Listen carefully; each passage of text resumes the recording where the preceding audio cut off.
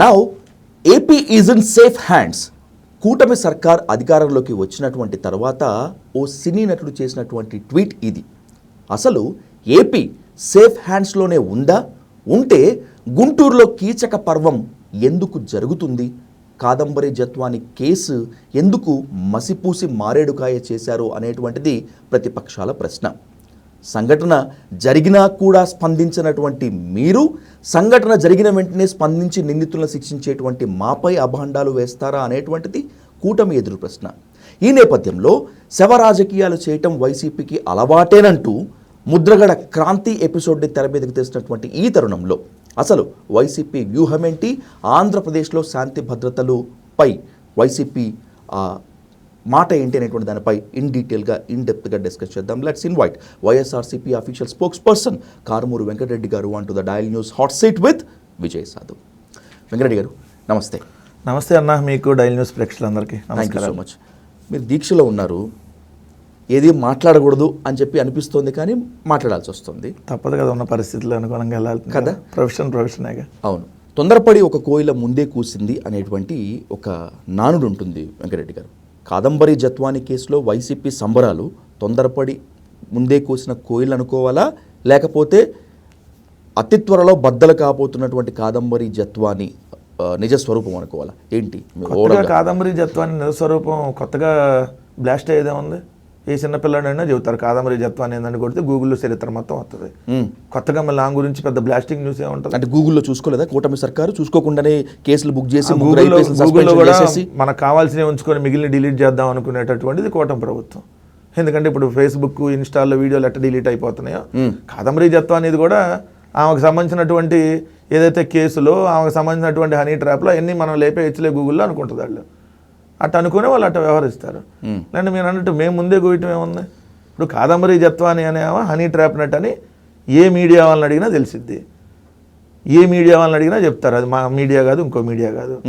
ఇప్పుడు ఆ కాదంబరి జత్వాని లాంటి హనీ ట్రాప్ నటిని తీసుకొని వచ్చి ఒక నిజాయితీ కలిగినటువంటి 3 ఐపీఎస్లను మేము బదలాం చేస్తాం, లేదంటే జగన్మోహన్ రెడ్డి గారి పార్టీని బదలాం చేసేస్తామంటే రేపొద్దున ఏమైతే 4 రోజుల తర్వాత నిజం బయటకు వస్తుంది కదా. ఈరోజు అదే నిజం బయటకు వచ్చింది. అదే సిఐడి, అదే Chandrababu Naidu investigation department CID ఏం చెప్పింది ఈరోజు? కాదంబరి జత్వాని డిపార్ట్మెంట్ని ఏదే ఇప్పుడు చంద్రబాబు నాయుడు ఉన్నప్పుడు చంద్రబాబు నాయుడు ఇన్వెస్టిగేషన్ డిపార్ట్మెంటే. సో వాళ్ళే కదా రోజు ఇచ్చేది రిపోర్ట్లు. ఇప్పుడు ఇచ్చినటువంటి అంటే ఛార్జ్ షీట్లు ఏం చెప్పారు వాళ్ళు? కాదంబరి జత్వాని అనేవా సో ఎలా వీళ్ళిద్దరికి పరిచయం ఏర్పడింది, కుక్కల విద్యాసాగర్కి అదేవిధంగా కాదంబరి జత్వానికి ఆ పరిచయం చాలా బాగా రాశారు వాళ్ళు. వాళ్ళు హైదరాబాద్లో 2009లో కలిశారంట. 2009లో ప్రైవేట్ ఫంక్షన్లో కలిస్తే ట్రాప్ ఎలా వేస్తారంటానికి జనాలకు కూడా అర్థం అవ్వాలి కాబట్టి ఇతను కుక్కల విద్యాసాగర్ని వెళ్ళి నా పేరు నటాషా అని పరిచయం చేసుకొని, సార్ నా ఫోను కనపట్టలేదు, ఒకసారి నా నెంబర్ చెప్తాను, రింగ్ ఏమన్నా ఉంది. రింగ్ ఏమన్నాను కానీ పాపం ఈ విద్యాసాగర్ రింగ్ ఇచ్చాడు.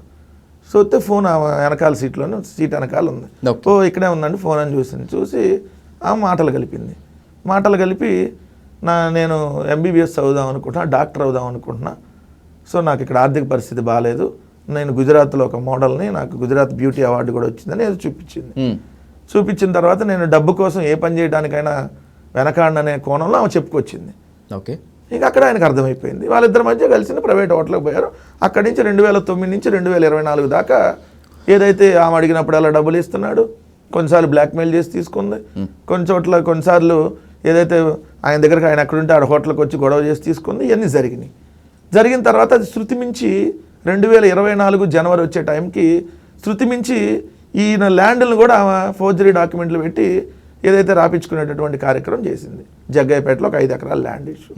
ఇది జరిగింది 29/1/2024. ఆయన దృష్టికి రాగానే 2/2/2024 ఆయన ఇబ్రహీంపట్నం పిఎస్లో కేసు పెట్టారు, విద్యాసాగర్. సో అది మా గవర్నమెంట్ దిగిపోయే ముందు 2 నెలల ముందు స్టోరీ. మార్చి నుంచి ఎన్నికలు కూడా మీకు తెలుసు కదా. అవును.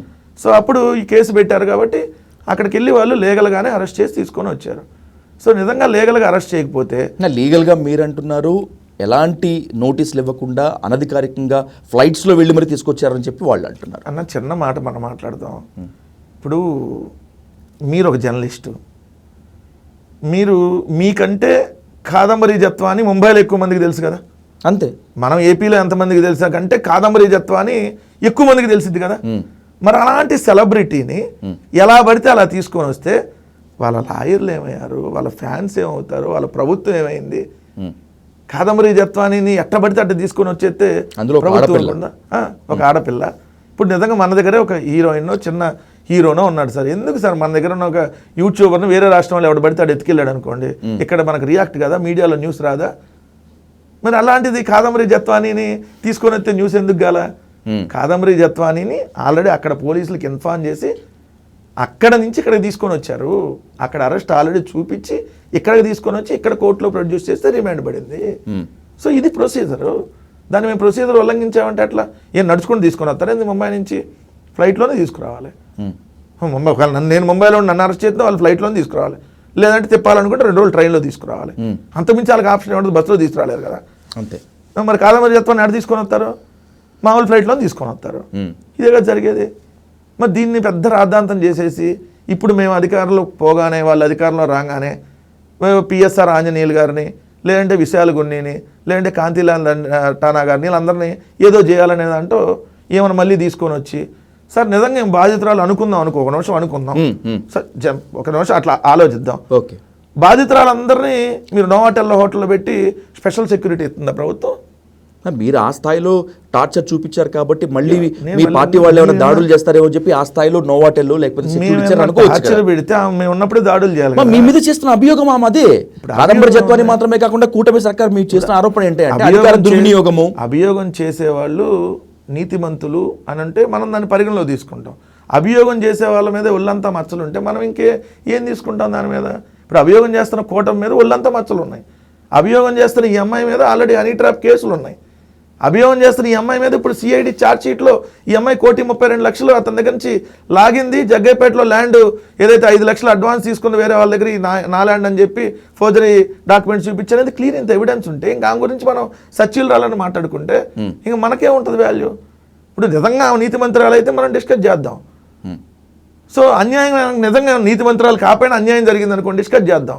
ఆమె పెట్టి ఆమె అవతల కుక్కల విద్యాసాగర్ బాధితుడైతే ఏమేమో అందరి దగ్గర కుక్కల విద్యాసాగర్ లాగా ఉంటే 100 మంది ఉన్నారు ఆమె దగ్గర. ఇలాంటి వాళ్ళు 100 మందిని ట్రాప్ చేసి ఉంది. అప్పటికి ముంబైలో దాంట్లోనే ఆల్రెడీ దానిలో భాగమే సజ్జల జిందాల్ ఆయన లొంగలేదు కాబట్టి ఆయన మీద ఉల్టా రేప్ కేసు పెట్టింది. సజ్జల జిందాల్ ఏమ దగ్గరికి వెళ్ళి ఉండాలి నిజంగా అనుకుంటే. సో రేప్ కేసు ఆయన మీద పెట్టిందంటే లొంగలేదు కాబట్టి ఆయన లొంగితే ఎందుకు పెట్టదు కేసులు? ఆయన లొంగలేదు, అందుకని ఆయన మీద కూడా కేసులు పెట్టినటువంటి పరిస్థితి. అనేక మంది వ్యాపారస్తుల్ని ట్రాప్ చేసి డబ్బులు గుంజిందనేది వాస్తవం. సో ఇవన్నీ వదిలేసి దాన్ని మా మీద నెడితే ఇప్పుడు ఏమైంది? మీరు అన్నట్లు కాదంబరి జత్వాన్ని తీసుకొచ్చి నోవాటెల్లో పెట్టి అధికారిక కాస్త ఒక సెక్యూరిటీ ఇచ్చి హోమ్ మినిస్టర్ గారిని కల్పించి చంద్రబాబు నాయుడు గారిని కల్పించి తర్వాత ఆమె ట్వీట్లు చేయించింది కూటమి సర్కార్. నిజమే. అంటే గ్రౌండ్ రిపోర్ట్ ఏది తీసుకోకుండానే, ఆమె గురించి ఎంక్వైరీ చేయకుండానే ఈ కేసుని కూటమి సర్కార్ వచ్చిన తర్వాత మిమ్మల్ని డిఫేమ్ చేసేందుకు and by the same way మిమ్మల్ని టార్గెట్ చేసేందుకు పెట్టినటువంటి తొలి కేసు కదా ఇది. మీడియాలో కూడా విపరీతమైనటువంటి 6 months అని అనిపించారు ఆ కేసుని. అదే కదా, విపరీతమైనటువంటి సబ్జెక్ట్ కదా. అంటే వాట్ మై క్వశ్చన్ ఈస్, ఇంత గ్రౌండ్ రిపోర్ట్ ఒరిజినల్ పల్స్ తెలుసుకోకుండా కూటమి సర్కార్ బ్లైండ్గా బిహేవ్ చేసింది అనుకోవాలా? వాళ్ళు పల్స్ తెలుసుకోకుండా ఏం కాదండి. అంటే రేపొద్దున మన సిఐడి రిపోర్ట్లో ఈ కేసునేమి సిఐడిది తీము, సో మనకు రేపొద్దున సజ్జన్ నిందాలతో ఏం పని ఉండదని ఆలోచించింది కూటమి ప్రభుత్వం. సజ్జన్ నిందాలతో మనకు అవసరం లేదని వాళ్ళు స్టార్టింగ్ రోజుల్లో ఆలోచించారు.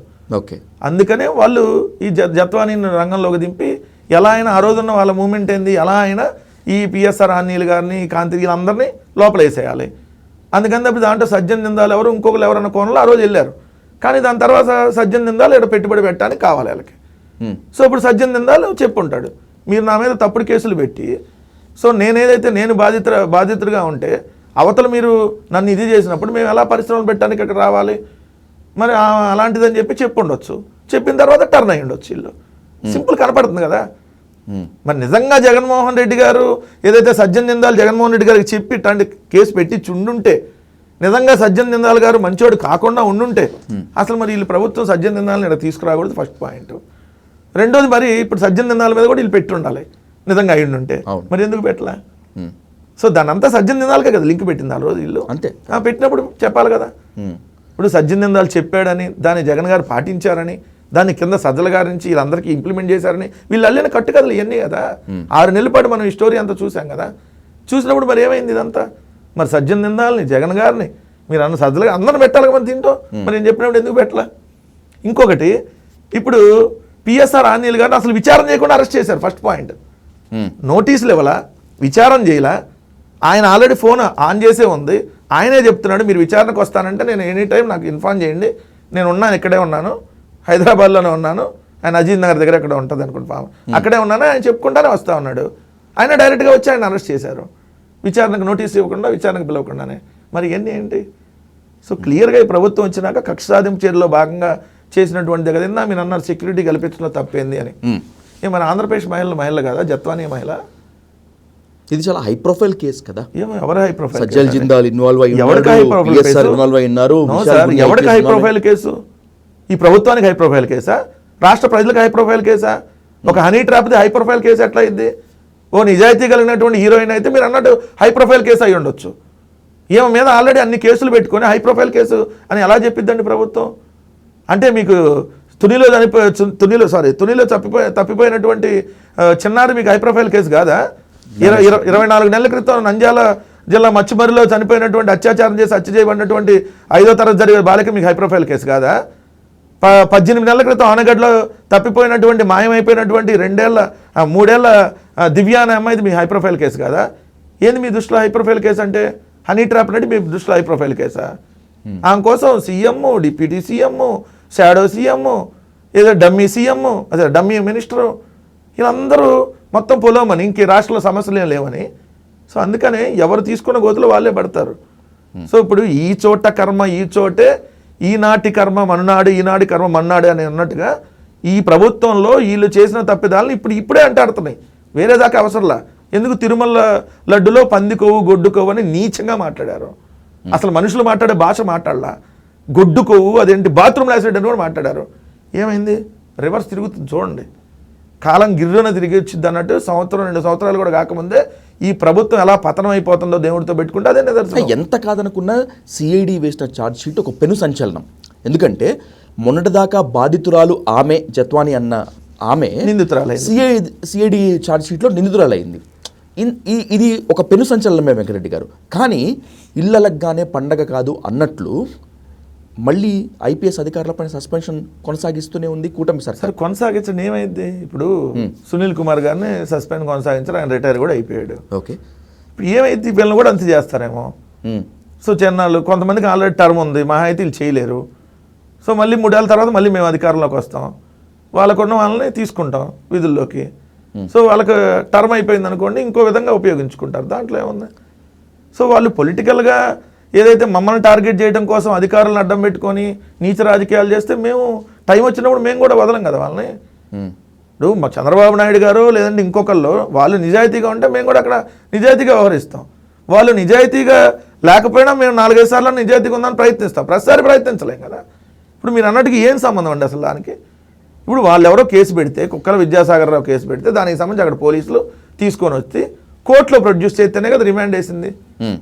ఇప్పుడు ఆమె ఎడ కిడ్నాప్ చేసి ఇంకో దాచిపెట్టలేదు కదా, అవునా కదా? రిమాండ్ కంపల్సరీ కోర్టు కదా. ఇప్పుడు మీకు నిజంగా అక్కడ ఏమన్నా నిజంగా ఏమైనా ఇబ్బంది కలిగించుంటే ఈమె ముంబైలో ఎందుకు కేసు పెట్టలా? ముంబైలో కేసు పెట్టాలిగా ఏపీ ప్రభుత్వం మీద. ఇది కూడా నాకు ఏపీ పోలీసులు వచ్చి ఇట్లా చేశారని చెప్పి ముంబైలో ఎందుకు కేసు పెట్టలా? మరి దేశవ్యాప్త ఇష్యూ అయ్యేది కదా నిజంగా అది. అంటే ఆ తప్ప ఏమైపోయిందని అక్కడ క్లియర్గా అర్థమవుతుంది కదా. ఇప్పుడు కూడా ముంబైలో కేసు పెట్టలా, ఆంధ్రప్రదేశ్ వచ్చి కేసు పెట్టింది. ఇప్పుడు పోలీసులు నిజంగా ఎత్తుకెళ్తానో లేదంటే విద్యాసాగర్ రావు అనేది నేను తప్పుడు కేసు పెడతానో, ఇదిగో అతని వల్ల నాకు ఇది ఉందనో ఇది ఉంటాయి, నువ్వు అక్కడ పెట్టాలి కదా లోకల్లో. నీ లోకల్ ఎక్కడ? మహారాష్ట్ర కదా. మరి నీకు అభిమానులు ఉంటారు, కానీ ట్రాప్నెట్లు కూడా అభిమానులు ఉంటారు, దాంట్లో ఏమన్నా ఉన్నప్పుడు మరి ఎవరు ఎందుకు రియాక్ట్ కాలా? నీ లాయర్ ఏమయ్యాడు? సో వాళ్ళు ఎందుకు మాట్లాడాలి ఆ రోజు? ఇది ఫిబ్రవరిలో జరిగితే మీరు ఆగస్టు దాకా ఏమైనా తీసుకొని వచ్చేదాకా అసలు ఈ ఇష్యూనే ఎవరికి తెలియదు కదా. మరి నిజంగా మేము బాగా దాన్ని కాంట్రవర్సీ చేయాలనుకుంటే మేము కూడా దాన్ని అప్పుడే మీడియాలో హైలైట్ చేసేవాళ్ళం కదా. సో నార్మల్ కేసు, మాకు సంబంధం లేదు. ఆ స్టేషన్లో నమోదైంది, దాన్ని బట్టి అక్కడ ఉన్న పోలీసులు ఆ పై అధికారులు చూసుకుంటారు. దానికి సీఎంఓకి ప్రభుత్వానికి ఏం లింక్ ఉంటుంది? సో అందుకని మేము వదిలేసాం దాన్ని. వీళ్ళు ఈ కేసులో మీకు నమ్మకం ఉందా? వైసీపీ పైన ఆ 3 ఐపీఎస్ అధికారుల పైన ఈ ఆరోపణలు ఎదుర్కొన్నటువంటి మీ పార్టీ నేతలు మొత్తం అంతా కూడా కడిగిన ముత్యంలాగా బయటకు వస్తారు, నిజాలు మొత్తం అంతా బయటకు వస్తారు నమ్మకం ఉందా మీకు ఈ సిఐడి ఛార్జ్ షీట్తో? 2 ఏళ్ళు అయింది. ఇప్పుడు ఈ కేసు ఫస్ట్ స్టార్టింగ్ కేసు, దీనికి లింక్గానే కదా ఇప్పుడు పిఎస్ఆర్ అనిల్ గారి మీద పెట్టినటువంటి కేసు. అంతే, ఫస్ట్ కేసు ఇది. ఈ కేసులో నన్ను ఇట్లా అరెస్ట్ చేశారనే దాని మీద ఏమో ఇంకో కేసు పెట్టించారేమో చేత, దాని లింక్లోనే మీరు అన్నట్టు ఐపీఎస్ అధికారులను అరెస్ట్ చేశారు. సో ఈ కేసులోనే ఏమో హనీ ట్రాప్ అంటే వెళ్ళినప్పుడు ఈ కేసు ఏం నిలబడుతుంది? సో ఈ కేసులో ఏమో నీతి మంత్రాలు అని చెప్పి ఈ సిఐడి ఛార్జ్ షీట్లు వేసిండుంటే దానికి లింక్ పెట్టడానికి ఉంటుంది. ఇక్కడే ఏమో ఆల్రెడీ డబ్బులు నొక్కేసింది అతని దగ్గర అనేది ఇన్ని ఆధారాలు ఉన్నప్పుడు ఈ కేసు ఏం నిలబడుతుంది? 2 ఏళ్ళు అయింది, ఏమన్నా ఎవిడెన్స్ ఉందా? మరి ఏం చేశారు? ఇంకా 3 ఏళ్ళు ఉంది కదా, ఉంటాయేమో వస్తాయేమో. 2 ఏళ్ళు అయిపోయినట్టు 3 ఏళ్ళు కూడా అయిపోతాయి. అంతేనా? ఏముంటుంది? 3 ఏళ్ళు కూడా ఇప్పుడు 2 ఏళ్ళు ఎలా గడిచిపోయినాయో ఇలానే గడిచిపోతాయి. అంతమించి ఏం జరగదు దీంట్లో. ఎంత కాదనుకున్నా, ఎంత వదిలించుకుందాం అనుకున్నా కూడా వైసీపీ శవ రాజకీయాలు చేస్తోంది అనేటువంటి బ్రాండ్ను మాత్రం మీ పార్టీ ఎందుకో తప్పించుకోలేకపోతుంది. ముద్రగడ పద్మనాభం దగ్గర ఇన్సిడెంటే దానికి లైవ్ ఎగ్జాంపుల్లా కనిపిస్తుంది. ఓకే, నేను చనిపోయినా, నా భార్య చనిపోయినా నా కూతుర్ని రానివద్దు అని చెప్పి ముద్రగడ పద్మనాభం గారు బతుకున్నప్పుడు చెప్పిన మాట ముమ్మాటికి వాస్తవం, దానికి లైవ్ ఎగ్జాంపుల్ ఉంది. అయినా కూడా దాన్ని బేస్ చేసుకొని కూతుర్ని తండ్రిని వేరు చేసిందా వైసీపీ? మేము వేరు చేసామా, కూతురు వేరు చేసుకుందా? మీరే చెప్పండి. మీరు అంతా లైవ్ చూశారు కదా. ముద్రగడ పద్మనాభం గారి భార్య కూతుర్ని రావద్దని చెప్పిందా, వైసీపీ వాళ్ళు రావద్దని చెప్పారా? భార్య చెప్పింది. మరి ఇంక దాంట్లో వైసీపీ వాళ్ళు వేస్తారు. కానీ మీరే మొత్తం అంతా అక్కడ ఉండి అంటే మేము చెప్పేస్తే తల్లి అంటే కన్న పేగు బంధం వద్దు నా కూతురు అని అనుకుంటుందా? అంటే వైసీపీ వాళ్ళు చెప్పంగానే. సో ఆ సిచ్యువేషన్ కూడా డిఫరెంట్ సిచ్యువేషన్ కదా. ఎందుకంటే చనిపోయినటువంటి పరిస్థితిలో, తన భర్త చనిపోయినటువంటి పరిస్థితిలో ఉంది భార్య. సో కూతురు అక్కడికి వచ్చింది. కూతుర్ని రావద్దు అని చెప్పి తల్లి బయటికి గెంటేసినటువంటి పరిస్థితి బహుశా మనం ఎక్కడ చూసి ఉండవు. కానీ ఇక్కడ ఆ సిచ్యువేషన్ తీసుకొచ్చుకున్నది ఎవరు? కూతురు తీసుకొచ్చుకుంది. ఇప్పుడు ఎంత అవునన్నా కాదన్నా మన తల్లిదండ్రులకు బాగుండకపోతే, సపోజ్ మీది నాన్ లోకల్ అన్న హైదరాబాద్ కాదు, మీ తల్లిదండ్రులు ఎక్కడో తెలంగాణలో ఉంటారు. మీ తల్లిదండ్రులు హాస్పిటల్లో చూపించుకోవడానికి వస్తున్నామని మీకు ఇన్ఫార్మ్ చేసే వస్తారు కదా. ఖచ్చితంగా వచ్చినప్పుడు మీరు వాళ్ళని రిసీవ్ చేసుకోవాల్సిన బాధ్యత మీకు ఉంటుంది కదా. అది మీరైనా నేనైనా ఎవరికైనా ఉంటుంది కదా. ఎందుకంటే వాళ్ళేమో ఇక్కడ ఉంటల్లా, వాళ్ళు హైదరాబాద్లోనే ఇంకో ఇంట్లో ఉంటుంటే వాళ్ళు ఏదో చూపించుకోవడానికి హాస్పిటల్కి వెళ్ళాలంటే దట్స్ సెకండరీ. వాళ్ళు ఎక్కడో కిర్లంపూడి నుంచి 8 ఏళ్ల క్రితమే తన తల్లిదండ్రులు చూపించుకోవడానికి వస్తున్నప్పుడు కూతురు అల్లుడు వెళ్ళకపోవటం అనేది ఫస్ట్ తప్పు. 2 సరే వాళ్ళు రాలేదు, వీళ్ళు వెళ్ళి చూపించుకున్న తర్వాత తల్లికి క్యాన్సర్ అని తెలిసిన తర్వాత తల్లిదండ్రులు ఇద్దరు కూతురు దగ్గరికి వెళ్ళారు. ఇంట్లోకి రానిస్తారా, బయటకు గెంటేస్తారా? రానిస్తాం కదా. ఎవరైనా ఇది మానవత్వం కదా. ఇది కులమే ఉంది, మతమే ఉంది. ఇక్కడ ఇది మనిషి జన్మలో పుట్టిన మానవత్వంగా తల్లికే తండ్రికో ఎటువంటి రోగాలు ఉన్నా కూడా కొడుగ్గా కూతురుగా చూసుకోవాల్సినటువంటి బాధ్యత వాళ్ళకు ఉంటుంది కదా. అలా కాకుండా మీరు ఇంట్లోంచి బయటకు రావద్దని బయట నుంచి బయటకు గెంటేస్తే ఇదేమైనా అంటువ్యాధి కాదు కదా. క్యాన్సర్ అనేటటువంటి దాన్ని వస్తే మీరు ఇంట్లోంచి రావద్దని బయటకు నెట్టేస్తే మరి అలాంటి కూతురు అయినా కూడా వీళ్ళు క్షమించేసి సరేలే కూతురులే పానీలే ఏదో చేసిందని అనుకుంటే, ఈయన హాస్పిటల్లో ఉన్నప్పుడు, అంటే ఈయన చివరి దశలో ఉన్నప్పుడు, తండ్రి చివరి దశలో ఉన్నప్పుడు కూతురు ఎక్కడుంది? అదే హైదరాబాద్లో ఉంది, కానీ హాస్పిటల్కి పోలా. వెళ్ళకపోగా ఏం చేసింది? రాజకీయం చేసింది అక్కడ. ఆమె పోలేదా, మీరు రానివ్వలేదా? ఇది హాస్పిటల్ కూడా మేము రానిలేదు. వైసీపీ అసలు ముద్రగడ పద్మనాభం గారు అనారోగ్యమైన దగ్గర నుంచి వైసీపీ నేతలు మొత్తం అంతా కబ్జా చేసి ఎవరు రావాలి ఎవరు వద్దని చెప్పి డిసైడ్ చేశారని చెప్పండి. హాస్పిటల్ బయట ఒక పక్క ఏమన్నా పేరు నాని గారు గుమ్మం దగ్గర, ఇంకో పక్క ఏమన్నా అంబటి రాంబాబు గారు ఇంకో గుమ్మం దగ్గర, ఇంకో పక్క ఏమన్నా జక్కంపూడి రాజా గారు ఇంకో గుమ్మం దగ్గర, ఇంకో గుమ్మం దగ్గర ఏమన్నా తాడిశెట్టి రాజా గారు ఉండేమన్నా సింధు హాస్పిటల్ చుట్టూతాను, యశోద హాస్పిటల్ చుట్టూతా పొద్దున ఎవరు వస్తున్నారు సాయంత్రం వెళ్తున్నారు ఏమన్నా మానిటరింగ్ చేశారా? కనీసం జనసేన వాళ్ళకి కొద్దిగా చెప్పడానికి ఉండాలి కదా. మనం చెప్తే ప్రజలు నవ్వుకుంటారు అన్నటువంటి అది కూడా లేకుండా జనసేనలు ఎట్ట పడితే అట్లా మాట్లాడితే ఎలా? ఇప్పుడు తన తండ్రి 4 రోజులు హాస్పిటల్లో ఉన్నాడు, కూతురు హైదరాబాద్లోనే ఉంది. ఒక్కరోజన్నా వెళ్ళి తల్లి దగ్గరికి, సరే తండ్రి అంటే ఐసీయూలో ఉంటాడు, తల్లిగారు బయట ఇంకో రూమ్లోనో ఇంకో ఫ్లోర్లోనో వాళ్ళకి ఇచ్చిన రూమ్లో ఉంటారు కదా. ఆమె వెళ్ళి అమ్మ నేనేదో తప్పు అయిపోయింది క్షమించండి, సో నాన్నకు ఒక మాట చెప్పండి, నేనేదో జరిగింది, నేను ఈ టైంలో నాన్న దగ్గర ఉండాలనుకుంటున్నా అంటే ఏ తండ్రి అయినా ఏ తల్లి అయినా వద్దంటారు? మీరు చెప్పండి. మన తల్లిదండ్రులు మనం చూడకపోయినా ఒక్కరోజు వెళ్ళి మనం వాళ్ళకి ప్రేమగా 1 సంవత్సరం పాటు మనం వాళ్ళని వదిలేసినా, ఒకరోజు వెళ్ళి ప్రేమగా వాళ్ళ దగ్గరికి వెళ్ళి అమ్మ తప్పు అయిపోయిందంటే ఏ తల్లి అయినా ఏ తండ్రి అయినా మొన్న క్షమించేస్తారు కదా, అదే కదా వాళ్ళకు ఉన్నటువంటి గొప్పతనం. మరి నువ్వు అక్కడికి వెళ్లకుండా నువ్వు చేసిన రాజకీయం ఏంటి? జగన్ గారు ఎందుకు రాలేదని రాజకీయం చేసావు. ఇది అంత దుర్మార్గం. జగన్ గారు ప్రతిరోజు మానిటరింగ్ చేస్తున్నారు అక్కడ, చేస్తా ఎవ్రీ మూమెంట్ ఏంటి వాళ్ళకి కావాల్సినటువంటి ఫైనాన్షియలా, లేదంటే వాళ్ళకి కావాల్సినటువంటి మెడికల్ సపోర్టా, ఇవన్నీ జగన్ గారు మార్నింగ్ ఈవినింగ్ 2 పూట్ల మానిటరింగ్ చేస్తూ ఒక టీంని పెట్టి ఆయన కూడా అక్కడికి రావాలని ఆల్రెడీ తాడేపల్లి నుంచి డైరెక్ట్గా ఏదైతే గన్నవరం బేగంపేట ఎయిర్పోర్ట్కి డైరెక్ట్గా, హైదరాబాద్ బేగంపేట ఎయిర్పోర్ట్కి డైరెక్ట్గా ఏదైతే హెలికాప్టర్ ఆల్రెడీ బుక్ చేసుకున్న తర్వాత ఆల్రెడీ ఇన్ఫెక్షన్ ఎక్కువ వస్తూ ఉంది ఆయనకి. సో మీరు వస్తే వేలాది మందిగా హాస్పిటల్కి వస్తారు, కనీసం 10ల సంఖ్యలో ఉన్న లోపలికి ఐసీయూలోకి వద్దన్న నాయకులు మీ వెంట వస్తారు కాబట్టి వద్దని చెప్పారు. అందుకని ఆయన ప్రోగ్రామ్ క్యాన్సిల్ చేసుకున్నారు. కానీ కూతురు చేసిన రాజకీయం ఏంటి? మరి మీరు అన్నదే ఒక చిన్న మాట ఇక్కడ, 2వ రోజు అక్కడికి వచ్చి డ్రామా ఆడింది కదా కూతురు. మరి అదే రోజు హైదరాబాద్లోనే ఉంది కదా, ఆయన హైదరాబాద్ నుంచి కదా ఆయన శవాన్ని తీసుకొని దాన సంస్కారాలు కిర్లంపూడి వెళ్ళింది. మరి చనిపోయిన రోజు హైదరాబాద్ ఎందుకు రాలా కూతురు?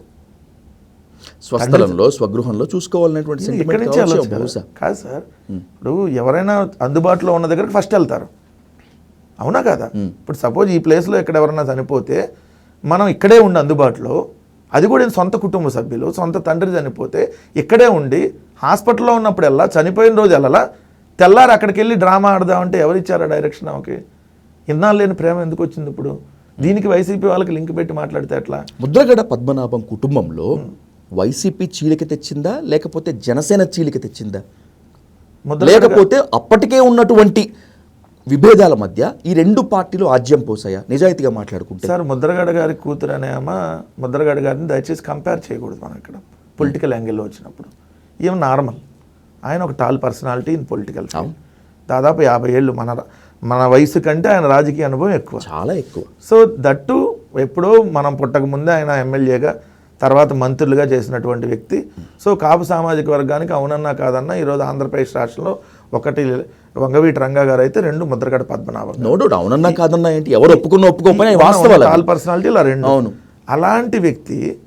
సో అలాంటి వ్యక్తి ఏ డెసిషన్ అయినా ఆయనకు సంబంధించి తీసుకునే హక్కు ఆయనకు ఉంటుంది. అది వైఎస్ఆర్సీపీలో ఉండాలా, లేదంటే ఇంకో పార్టీలో ఉండాలా, లేదంటే ఆయన కాపు ఉద్యమానికే కన్ఫైన్ అయ్యి రాజకీయ పార్టీలో జాయిన్ అవ్వకూడదు అనేది ఆయన వ్యక్తిత్వం అది. సో ఆయన అక్కడ ఉన్న పరిస్థితులకు అనుకూలంగా వెళ్ళొచ్చు. సో ఎందుకంటే అంతకుముందు ఆయన తెలుగుదేశంలో మంత్రి చేశారు, తర్వాత కాంగ్రెస్లో జాయిన్ అయ్యి ఉన్నారు, దాని తర్వాత వైఎస్ఆర్ కాంగ్రెస్ పార్టీకి జాయిన్ అయ్యి ఉన్నారు. సో ఇలా ఉన్నప్పుడు అది ఆయన ఇష్టం. వాళ్ళ కూతురుకి రాజకీయం లేదు కదా. మరి రాజకీయం అక్కడ చేసింది ఎవరు? నువ్వు వెళ్ళి జనసేనకు అభిమానంగా ఉంటే జనసేనలో నువ్వు వెళ్ళి అభిమానంగా ఓటేసుకోవచ్చు, ఎవరు కాదన్న దాన్ని. నువ్వు వెళ్ళి పెద్ద లీడర్లాగా అక్కడికి వెళ్ళి డయాస్ మీదకి వెళ్ళి ఏదో పవన్ కళ్యాణ్ గారి సమక్షంలో నువ్వేదో పెద్ద లీడర్లాగా జాయిన్ అవుతున్నట్టుగా 2వ అంశం వ్యతిరేకంగా మాట్లాడటము. నువ్వు జాయిన్ అవ్వు, కానీ నీ తండ్రికి వ్యతిరేకంగా మాట్లాడాల్సిన అవసరం ఉంది. నువ్వు పార్టీ పరంగా విభేదించు, నీ తండ్రి గారిని అక్కడ విభేదించాల్సిన అవసరం ఉంది.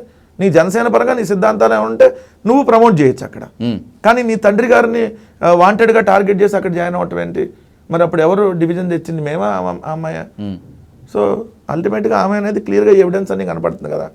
సో మేమేమైనా హాస్పిటల్కి వద్దన్నావా? ఆయన ముద్రగడ గారి దగ్గర నుంచి మీరు చూడటానికి రావద్దని మేమన్నావా? ముద్రగడ గారు ఆయన వీలునామాలో రాసి ఆయన చివరి కోరికగా నా కూతురు ఇక్కడ రావడానికి వీల్లేదు, సో నా సంస్కారం నాది ఇక్కడే పూడ్చిపెట్టాలి, సో నా భార్యకి పుణ్యశ్రీగానే ఉండాలి, ఇట్లాంటివన్నీ ఆయన ఇచ్చిన డైరెక్షనే కదా.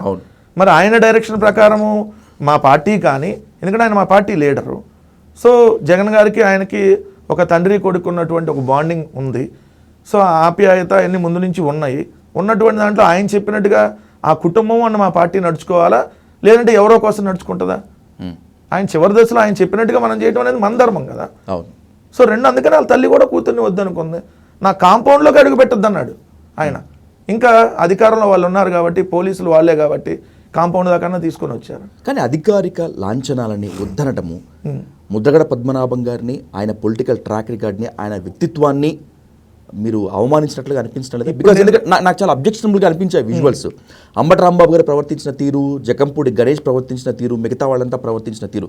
అధికార లాంఛనాలు వద్దు అంటే మీరు చెప్పడం వేరు, పోలీసులు నెట్టేయటము తోసేయటం వేరు, ఇదంతా కాస్త ఇబ్బందికరంగా అనిపించలేదు. అధికార లాంఛనాలు వద్దన్నది ముద్రగడ గారే, ఆయన వద్దన్నారు.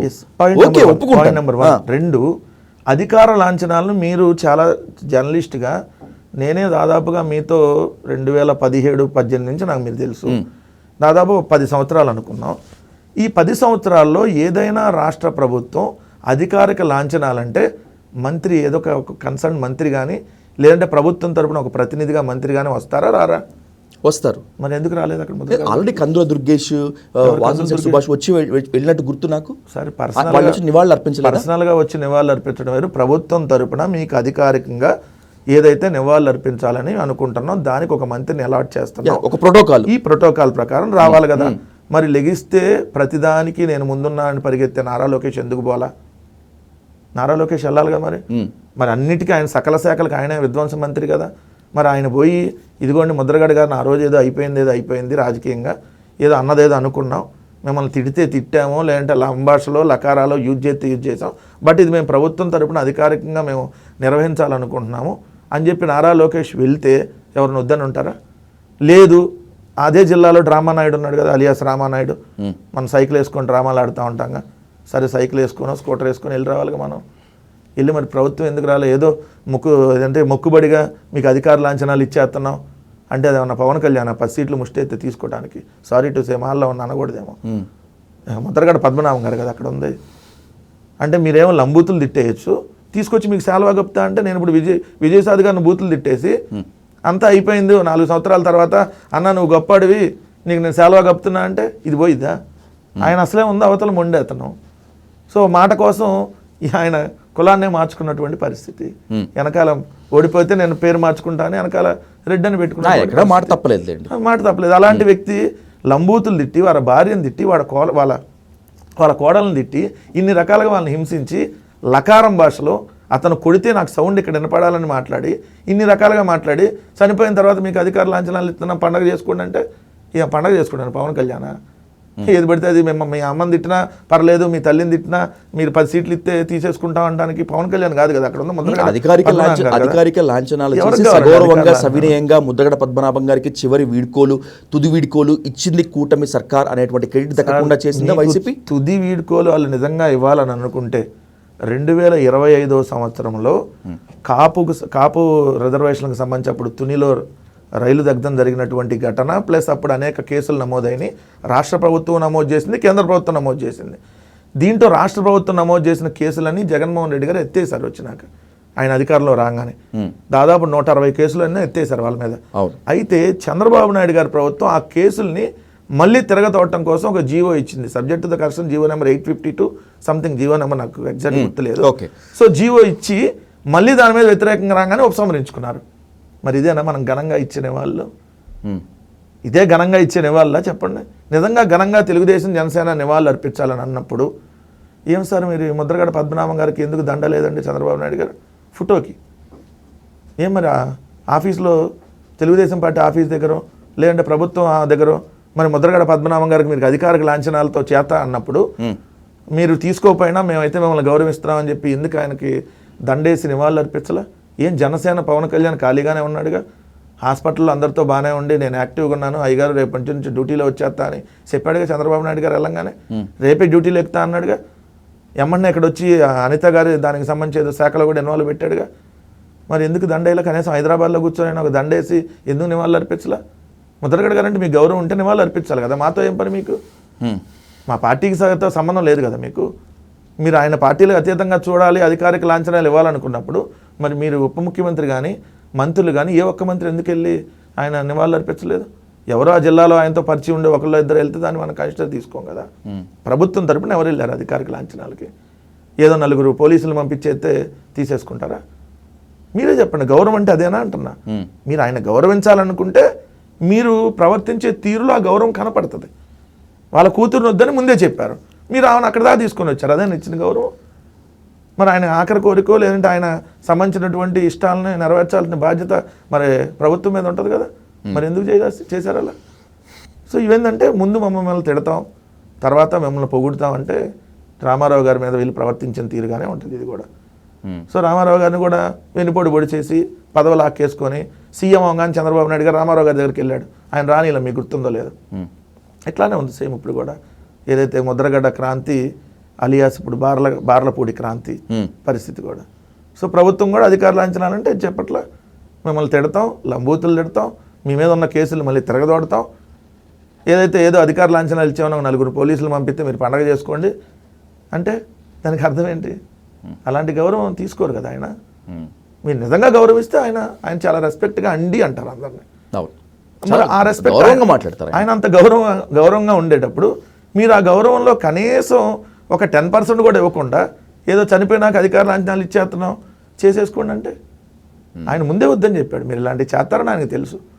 అందుకని నాకు ఎటువంటి అధికార లాంఛనాలు వద్దు, సో నాకు చిన్న కర్మ పెద్ద కర్మ లాంటివి వద్దు, సో నా భార్య పుణ్యశ్రీగానే ఉండాలి, నా కూతురు ఇక్కడికి రావడానికి వీలు లేదు, ఇవన్నీ ఆయన కొంచెం రాసుకొని పెట్టుకున్నాడు వీలునామాగా. సో ఇది జరిగినటువంటి ఫ్యాక్ట్. నేను పార్టీగా చెప్తున్నట్టుగా అంటే వాస్తవాలు మీరే గమనించమని ప్రజలను కోరుతా ఉన్నా. Right, let's conclude with one important topic Venkata Reddy గారు. ఇందాక కూడా మీరు అన్నారు ఇంకా 3 ఏళ్లే ఉంది, 3 ఏళ్ల తర్వాత మేము అధికారంలోకి వస్తామని చెప్పి. నాకు ఇప్పటికీ అర్థం కానటువంటి విషయం ఏంటంటే మీ పార్టీ నేతల్లో జగన్మోహన్ రెడ్డి గారి దగ్గర నుంచి క్యాడర్ వరకు నెక్స్ట్ వచ్చేది మేమే అని రోజు రోజుకి బలంగా చెప్తున్నారు. దాంట్లో భాగంగానే ఇంతకుముందు డిజిటల్ బుక్, మొన్నేమో జగన్ 2.0 అంటూ ఒక యాప్. ఇది మీ నమ్మకం. ఎట్టి పరిస్థితుల్లో మీరు రారు, మిమ్మల్ని రానివ్వమని చెప్పి కూటమి అంటోంది. ఇదిగో ఏపీ నుంచి తరలి వెళ్ళిపోయినటువంటి అమర్ రాజా ఫ్యాక్టరీకి నేను సారీ చెప్తున్నాను అని చెప్పి లోకేష్ గారు ట్వీట్ల మీద ట్వీట్లు చేస్తూ ఇలా మీ లోపాలని మొత్తం బయటకు తీసినటువంటి సందర్భంలో మళ్ళీ ప్రజలు మీకు పట్టం కడతారు అనే నమ్మకం ఎలా వస్తుంది అసలు మీకు? సార్, ఒక సింపుల్ పాయింట్, మేము చెడు చేసి ఓడిపోవాలా, మేము మంచి చేసి ఏదైతే కూటమిలో ఉన్నటువంటి ఆ పార్టీలని మా మీద ఒక దుష్ప్రచారం చేయటం వల్ల మేము ఓడిపోయామని నమ్ముతున్నాం. ఓకే, ఏదర్ ఈవీఎంలు అవ్వాలి లేకపోతే ఇది అవ్వాలి. నేను మీ డిబేట్లో అనేక సార్లు చెప్పుకున్నా. రెండో అంశం వచ్చేటప్పటికి మేము రోజు రోజుకి బలపడుతున్నాం అనటానికి నిదర్శనం ఎంటైర్ ఈ రాష్ట్రంలో ఉన్నటువంటి సమస్యల్ని పరిష్కరించగలిగేది జగన్మోహన్ రెడ్డి గారి అని భావించి రైతులు కావచ్చు, లేదా ఉద్యోగస్తులు కావచ్చు, ఈవెన్ అమరావతి ప్రాంతానికి సంబంధించినటువంటి బాధిత రైతులు కావచ్చు, ఈరోజు డిఎస్సికి సంబంధించినటువంటి అభ్యర్థులు కావచ్చు, ఎంటైర్ జగన్మోహన్ రెడ్డి గారి దగ్గరకు వస్తున్నారంటే రేపు పొద్దున జగన్మోహన్ రెడ్డి గారు అధికారంలో రాబోతున్నారని ఇండికేషన్. పాయింట్ నెంబర్ 1, అమరావతిలో అసంతృప్తి మొదలైంది, అమరావతిలో రైతుల తిరుగుబాటు మొదలైంది అని మీరు కాస్త నిరసనలు ఎక్కువగా నమ్మేసి, జగన్మోహన్ రెడ్డి గారు కూడా ఎక్కువగా నమ్మేసి రాబోయేటువంటి రోజుల్లో అమరావతి వర్సెస్ మావిగాని చూసుకుందామని చెప్పి అన్నారని నేను అనుకుంటున్నాను. ఇది అతి విశ్వాసంలాగా కాస్త ఓవర్ కాన్ఫిడెన్స్ లాగా అనిపించదు. అది రేపు పొద్దున మేము అధికారంలో రాగానే మావిగన ప్రాంతాన్ని మేము అభివృద్ధి చేయబోతా ఉన్నాం. అందుకని మా ఎజెండా ముందే స్పష్టం చేశాం. స్పష్టం చేశారు. మీ దమ్ము ధైర్యం ఏంటో నాకు అర్థం కావట్లేదు అసలు. ప్రజలే మా దమ్ము మా ధైర్యం, మా నిజాయితీ మా దమ్ము మా ధైర్యం. అమరావతి కళల రాజధాని, అమరావతి దేవతల రాజధాని, అమరావతి నిర్మించి ప్రపంచం మొత్తం తలదించుకునేలా చేస్తా చెప్తుంటే అమరావతి కళల రాజధాని, వాస్తవ రాజధాని కాదు. అమరావతి దేవతల రాజధాని అయితే అక్కడ ఉన్నటువంటి రైతులను కూడా మనం ఏదైతే దేవుళ్ళనే చూడాలిగా. దేవతల రాజధాని అని ఏదో పేరుకి అమరావతి అంటే ఆ అమరావతి వేరు, ఈ అమరావతి వేరు. అమరావతిలో అమరావతి లేదు సాధు గారు, మీకు తెలుసా విషయం? ఏముంది మరి? ఇంకా 29 గ్రామాలే ఉన్నాయి. అమరావతి అని ఊరే అమరావతిలో లేదు. ఇంకా అమరావతి రాజధాని ఏడ ఉంది? 2వ విడత ల్యాండ్ పూలింగ్లో కూడా అమరావతి లేదు. 3వ విడత తీసుకుంటే వస్తుంది అమరావతి. సో అమరావతిని ఏదో మనం భూతల స్వర్గంలాగా ఇవన్నీ చూపించేస్తే అవ్వదు కదా. అమరావతిలో రోడ్డు ఉందా? మొన్నే చూసారు కదా పెనమాక రోడ్డు ఎంత ఏముంది పరిస్థితి. అమరావతిలో బస్ స్టేషన్ ఉందా? అమరావతిలో రైల్వే స్టేషన్ ఉందా? అవి లేవు కాబట్టే కదా 5,000 ఎకరాల్లో రైల్వే స్టేషన్ మిగతా దాంట్లో మీరు కరెక్ట్ పాయింట్లోకి వచ్చారు. ఇప్పుడు ఉన్నటువంటి దాన్ని వదిలేసి ఉన్న రైల్వే స్టేషన్ వద్దంట. ఉన్న దేశంలోనే 9వ అతిపెద్ద రైల్వే జంక్షన్ విజయవాడ, అది వద్దు రాజధానిగా. దేశంలోనే ఏదైతే బస్ స్టాండ్లో టాప్ అదేంటి అతి పెద్ద బస్ స్టాండ్గా ఉన్న విజయవాడ మనకు వద్దు. మళ్ళీ కొత్త పెద్ద బస్ స్టాండ్ కడదాం, కొత్త పెద్ద రైల్వే స్టేషన్ కడదాం, ఉన్న ఇంటర్నేషనల్ ఎయిర్పోర్ట్ని డెవలప్ చేసుకోవద్దు, తీసేసి కొత్తది కడదాం. ఉన్న మెడికల్ కాలేజీలను అక్కడ వదిలేసి మళ్ళీ కొత్త ఇక్కడ కడదాం. దీన్ని ఎట్ట రాజధాని అన్నాం? అప్పుడు మీరే చెప్పండి. అందుకనే మావిగానే మా ఎజెండాని క్లియర్గా స్పష్టంగా చెప్పదలుచుకున్నాం. రేపొద్దున ఎన్నికల ఎజెండాకి అదే దాని మీదే వెళ్ళబోతున్నాం. 2019లో రావాలి జగన్ కావాలి జగన్ అని ఎలా ఎన్నికల నినాదానికి వెళ్ళామో రేపు 2029లో మళ్ళీ జగనే రావాలి, మళ్ళీ జగనే కావాలి, మళ్ళీ మావిగనే అభివృద్ధి చెందాలనేటటువంటి నినాదంతో వెళ్తాం. అమరావతితో జరిగినటువంటి డ్యామేజ్ మావిగంతో మీకు సార్ మేము ఓడిపోయినప్పుడు ఎలా ఉంటుంది అని అంటే 100 రకాల విశ్లేషణలు చెప్పొచ్చు. ఓకే, అమరావతితో మేము ఓడిపోయామంటే అది తప్పంట నేను. అమరావతితో మేము ఓడిపోతే అమరావతితో చంద్రబాబు నాయుడు గారు కూడా ఓడిపోయారు అంటే ఒప్పుకోవాలి. అమరావతిలో చంద్రబాబు నాయుడు కొడుకు ఓడిపోయాడు కదా, మన అమరావతితో వెళ్ళారు కదా వాళ్ళు 19లో. 2019లో తెలుగుదేశం ఓడిపోయినప్పుడు వాళ్ళకన్నా మీరు బాగా చేస్తారు, వాళ్ళకన్నా మీరు ఎక్కువ చేస్తారు నమ్మకం కదా అక్కడ. వాళ్ళు అక్కడ తీసుకొని వచ్చి వాళ్ళ కొడుకే అక్కడ పోటీ చేసినప్పుడు మరి కనీసం కొడుకునైనా గెలిపించాలి కదా. సో ఎన్నికల్లో ఓడిపోతే మీరు 3 రాజధానులలో ఓడిపోయారు, లేదంటే అమరావతిని కాదన్నందుకు ఓడిపోయారు, ఇవన్నీ ఫాల్స్ న్యూస్ అంటా నేను. సో లేదంటే మీరు కొంతమంది అంటారు మీరు సంక్షేమ పథకాలు ఎక్కువ ఇచ్చి ఓడిపోయారు అంటారు. ఓకే, మరి వాళ్ళు చెప్పింది ఏంది, ఇంతకంటే ఎక్కువ ఇస్తామని అధికారంలోకి వచ్చారు కదా. మేము సంక్షేమ పథకాలు ఇచ్చి ఓడిపోయి ఉంటే ఇంతకంటే ఎక్కువ ఇస్తానాలు ఎట్ట అధికారంలోకి వచ్చారు అంటే సంక్షేమ పథకాలు ఇంపాక్ట్ ఉంది, ఇంతకంటే ఎక్కువ ఇస్తా అంటేనే వాళ్ళు అధికారంలోకి వచ్చారని మనం నమ్మాలి కదా. మీరంటే ఏముండదు సార్, ఎలక్షన్లో ఓడిపోయినప్పుడు మనం ఇవన్నీ మనకి ఇంపాక్ట్ చూపించి అని అనుకుంటాం. ఓకే, అదే జగన్ గారు మనం గెలుచుంటే గ్రామ స్వరాజ్యాన్ని సాకారం చేసిన మగాడి జగన్మోహన్ రెడ్డి గారు గ్రామాన్ని ఇవన్నీ చేశాడు కాబట్టి జగన్ గారు కోట్లు వేశారు. ఈ చరిత్రలో ఎవరూ లేని విధంగా వాలంటీర్లు తెచ్చాడు కాబట్టి జగన్ గారు మళ్ళీ గెలిచారని అనేవాళ్ళు కదా. ఓడిపోయారు కాబట్టి వాలంటీర్లు వేస్ట్ అంటాం. అది గెలుచుంటే వాలంటీర్ల వ్యవస్థ మిగిలిన రాష్ట్రాలు కూడా ఇంప్లిమెంట్ చేసాయి కదా. సో ఓటమి గెలుపుకి ఇది కాదు ఎజెండా అంట. ప్రజలకి మేలు చేశామా లేదా, ఈరోజు మేము కట్టినటువంటి గ్రామాలలో సచివాలయం, రైతు భరోసా కేంద్రం, హెల్త్ క్లినిక్, డిజిటల్ లైబ్రరీ ఈరోజు కూడా కళ్ళ ముందు కనపడుతున్నాయి కదా. ఇదే స్కూళ్ళు బాగు చేసిన కళ్ళ ముందు కనపడుతున్నాయి కదా. పైన ఏదైతే శ్రీకాకుళం నుంచి కింద నెల్లూరు దాకా 1000 కిలోమీటర్ల సముద్ర తీరంలో 50 కిలోమీటర్లకు వచ్చి ఒక పోర్టు కానీ, ఫిషింగ్ హార్బర్ కానీ, ఫిష్ ల్యాండ్ సెంటర్ కానీ నిర్మాణాలు జరుగుతూ ఉన్నాయి కదా. 17 మెడికల్ కాలేజీలో 6 మెడికల్ కాలేజీలు ఆల్రెడీ స్టార్ట్ అయినాయి, 7వ పిడుగురాలు రేపు స్టార్ట్ కాబోతా ఉంది. ఈ 10 కాలేజీలు కూడా వాళ్ళు ప్రైవేటీకరణ ఇవ్వకుండా ఉంటే ప్రైవేట్ వాళ్ళకి అవి కూడా ఇప్పటికి అయిపోయాయి కదా. ఇది మా కళ్ళ ముందు ప్రజలకు కనపడుతున్నటువంటి డెవలప్మెంట్. ఈరోజు వాళ్ళు ఒక్క బిల్డింగ్ మేము ఇక్కడ కట్టామని చూపించమనండి. ఈ 2 ఏళ్ళు అయింది, మేము 2 ఏళ్లలో 6 మెడికల్ కాలేజీలు మేము పూర్తి చేసాం. ఒక్కొక్క మెడికల్ కాలేజ్ 500 కోట్లు, 13 లక్షల చదరపు అడుగులు. వీళ్ళు ఏం కట్టారు చూపించండి 2 సంవత్సరాల్లో. సో ఇందుకే ఈ డెవలప్మెంట్ అనేది ఈరోజు ప్రజలకు కనపడుతుంది. ఎందుకు, ఇప్పుడు ఎప్పుడైనా మనం లేనప్పుడు అవసరం ప్రజలకు ఎక్కువ కనపడింది, ఉన్నప్పుడు మనం తీసుకొని వచ్చి ఇప్పుడు మనకు అమ్మ రోజు ఇంట్లో అన్నం పెడుతుంటే మనకు తెలియదు. అమ్మ లేకుండా మనం ఒక రోజు వండుకొని తినాలన్నప్పుడు అలా నెలల తరబడి వండుకొని తింటే మీకు ఆ విలువ ఏంటో తెలుస్తుంది. సో జగన్మోహన్ రెడ్డి గారు ఉన్నప్పుడు ఆ విలువ తెలిసి ఉండకపోవచ్చు. ఎందుకు, ఎంతకంటే ఎక్కువ ఇస్తానంటున్నారు కదా, మన అమ్మ కంటే ఇంకా పిన్నమ్మ బాగా చూసుకుంటానంటుంది కదా అని అనుకుంటారు. సో ఎందుకు ఆ ప్రేమ అలా కనపడిద్ది. అమ్మ కోప్పడచ్చు, పిన్నమ్మ లేదు లేదు నేను ఇంకా బాగా చూసుకుంటా, మరి మీ అమ్మ నీకు రోజు అది వారంలో ఒకరోజు బిర్యానీ పెడుతుంది, నేను రోజుకు ఒక పూట బిర్యానీ మీకు పెడతా అన్నప్పుడు ఏంటమ్మా పిన్నమ్మ బిర్యానీ రోజు పెడతానంటే నువ్వేంటి వద్దంటావు అంటే, లేదురా అలా కాదు, మన ఉన్న పరిస్థితులు ఇది, వారంలో ఒక రోజు బిర్యానీ తినే స్తోమతే మనకుంది, రోజు బిర్యానీ తింటే 4 రోజుల తర్వాత మనకేం ఉండదు, అసలు తినడానికి అన్నం ఉండదు అని చెప్పేటటువంటి సిచ్యువేషన్లో తల్లి ఉన్నప్పుడు సరే విన్నప్పుడు ఆ పిల్లలు ఈరోజు పరిస్థితి అలానే ఉంది. జగన్ గారు ఇదిగోండి ఇవన్నీ మనం చేయలేము అన్నట్టు అన్నాడు.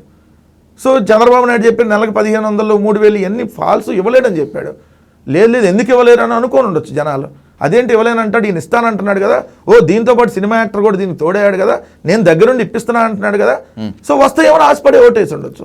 ఇప్పుడేమైంది, ఆడబిడ్డ నిధి ఇస్తే రాష్ట్రం అమ్మేసుకోవాలి, ఇలాంటివన్నీ ప్రజలకి స్టేట్మెంట్ల రూపంలో వాళ్ళ నుంచి వస్తున్నాయి కదా. సో జగన్ గారు ఉన్నప్పుడు ఇచ్చినవి పోయినాయి, ఈరోజు కొత్తగా చంద్రబాబు నాయుడు ఇచ్చింది ఏమీ లేదు, అప్పుడు మరి దేనికి మొగ్గు చూపుతారు. అందుకని మళ్ళీ మేము అధికారంలోకి వస్తామంటున్నాం. సో మేము చేసిన మంచి ఈరోజు కళ్ళ ముందు కనపడుతుంది, చంద్రబాబు నాయుడు గారు దాన్ని ధ్వంసం చేస్తుంది కూడా కళ్ళ ముందు కనపడతా ఉంది. మొత్తాన్ని ప్రైవేటీకరణ ఈరోజు గ్రామాల్లో రోడ్ల దగ్గర నుంచి, ఈరోజు టూరిజం హోటల్ దగ్గర నుంచి రేపు పొద్దున్న రిజిస్ట్రేషన్ ఆఫీసుల దాకా, ప్రభుత్వ భూముల దగ్గర నుంచి ఏదైతే మీరు అన్నట్టుగా 99 పైసలకి తెలుగుదేశం బినామీలకు అమ్మేసేదాకా మొత్తం ఎంటైర్ ప్రైవేట్ పరం అవుతుండే, పోర్టులు, ఫిషింగ్ హార్బర్, ఫిష్ ల్యాండ్ సెంటర్లు, మరి ప్రజలకు కనపడతలేదు అది. సో కనపడుతుంది కాబట్టి రేపు పొద్దున్న మేము వస్తామని అంటున్నాం. సో కాన్ఫిడెన్స్ ఇది, మా ఓవర్ కాన్ఫిడెన్స్ కాదు, ఖచ్చితంగా అధికారంలోకి వస్తాం. ఎందుకు రామంటున్నా, 2014లో ఓడిపోయాం, 19లో వచ్చాం, 24లో ఓడిపోయాం, 29లో వస్తాం రేపు పొద్దున. మేము వస్తామని వాళ్ళే చెప్తున్నారు, మీకు ఇంకా వేరే అవసరం లేదు. దానికి ఎజెండా ఏంటి, జగన్మోహన్ రెడ్డి గారిని వాళ్ళు ఎక్కడ చెప్తున్నారు రానేమని చెప్తుంటే, పారిశ్రామికవేత్తలు జగన్ రాడని గ్యారంటీ ఏంటి అని అడిగారంటే దానికి అర్థమైంది, మీరంత విధ్వంసం సృష్టిస్తారు, భయం వేస్తున్నారని అని అర్థం. అది కాదు, పారిశ్రామికవేత్తలు సార్ మళ్ళీ సర్వేలన్నీ జగన్ గారే వస్తాయని చెబుతున్నా, ప్రజల్లో మీ మీద వ్యతిరేకత ఉంది, మీరు రారని ఏం గ్యారంటీ ఇస్తారని వాళ్ళు అడుగుతున్నారంట. అది దానికి ఎగ్జాంపుల్. 2 చంద్రబాబు నాయుడు గారు మన ఎన్డీఏ ఏదో వాళ్ళకి సంబంధించిన మీటింగ్లో ఏం చెప్పాడు, చాలామంది ఎమ్మెల్యేల మీద వ్యతిరేకత ఉందని చెప్పాడు. మరి ఎమ్మెల్యేల మీద వ్యతిరేకత ఉంటే చంద్రబాబు మీద ఉండదా, కింద కలవాల్సిన ఎమ్మెల్యేలే కదా, అంటే వ్యతిరేకత ఉందని ఆయనే చెబుతున్నాడు కదా. వాళ్ళు మంచి పరిపాలన అందించుంటే, ఇదిగోండి మేము ఇది తెచ్చాం, రేపు ఇద్దరిని తేబోతున్నాం, అసలు ప్రతిపక్ష పార్టీని మీరు పట్టించుకోవద్దు అని కదా వాళ్ళు చెప్పాల్సింది. లెగిసిన దగ్గర నుంచి ఎదుగుదిగోండి అక్కడ గొడవల పార్టీ ఉంది చూడండి, అదుగుదిగోండి వాళ్ళు వచ్చేస్తారు, అమ్మో వాళ్ళు అది చేశారు వీళ్ళు ఇది చేశారు, ఇది ఎలక్షన్ ముందు చెప్పుకునేది. ఎలక్షన్ అయిపోయినాక 2 సంవత్సరాల నుంచి నువ్వు ఇదే పాట పాడుతున్నావంటే జగన్ అనేటటువంటి భయం చంద్రబాబు నాయుడు గారికి ఎంత పట్టుకునేది అక్కడ అర్థం కావట్లా. మళ్ళీ జగనే వస్తాడు, మళ్ళీ జగనే ఈ రాష్ట్రానికి ముఖ్యమంత్రి అవుతాడని చంద్రబాబు నాయుడు గారు చెప్పకనే చెప్తున్నాడు. లేకపోతే అసలు ఈ రాష్ట్రంలో 11 సీట్లతో ఉన్న ప్రతిపక్షంతో మాకు పనిలేదు, మేము పట్టించుకోవట్లేదు దాన్ని అని చెప్పమన్నాడు వాళ్ళని. ఒక్క రోజు కూడా మా జగన్ నామస్మరణ లేకుండా ఆయన మీటింగ్ ఉంటుందా? ప్రతిరోజు గొడ్డల పార్టీ అని, సైకో అని, తల్లి అని, చెల్లని, బాబాయ్ అని. What is this non sense అని నాకు అర్థం కాల. ఇప్పుడు నిజంగా ఓ ముఖ్యమంత్రి ఇదిగోండి నేను ఇది తెచ్చా, ఇది ఇంకా తేవాలనుకుంటున్నా, మన రాష్ట్ర అప్పు నేను ఉన్నప్పుడు ఇంత ఉంది, ఆయన ఎంత చేశాడు, మళ్ళీ నేను ఎంత చేశా, ఇది వాస్తవికత కోణంలో చెప్పుకునే విధానం. వాళ్ళు రేపొద్దున మేనిఫెస్టోలో పెడతారేమో అనుకుంటున్నాను నేను. ఏమని? తల్లి పైన లెఫ్ట్ హ్యాండ్లో, మధ్యలోనేమో చెల్లి, ఈ రైట్ సైడ్లో బాబాయి, ఇదే మా ప్రజా మేనిఫెస్టో, దీని మీద వెళ్తున్నాం, తల్లి చెల్లి బాబాయి ఇది పెట్టి వెళ్తాను రేపొద్దున వాళ్ళు. లేకపోతే కనీసం కొద్దిగానే ఉండాలి కదా సాధు గారు. ఇప్పుడు ఒక ముఖ్యమంత్రి దిగజారిపోయి మనిషి దిగజారొచ్చు, కాదంటే అవసరాన్ని బట్టి ఏదో రోజు ఏదో మనిషి దిగజారొచ్చు, కానీ రోజు దిగజారకూడదు కదా అంట నేను.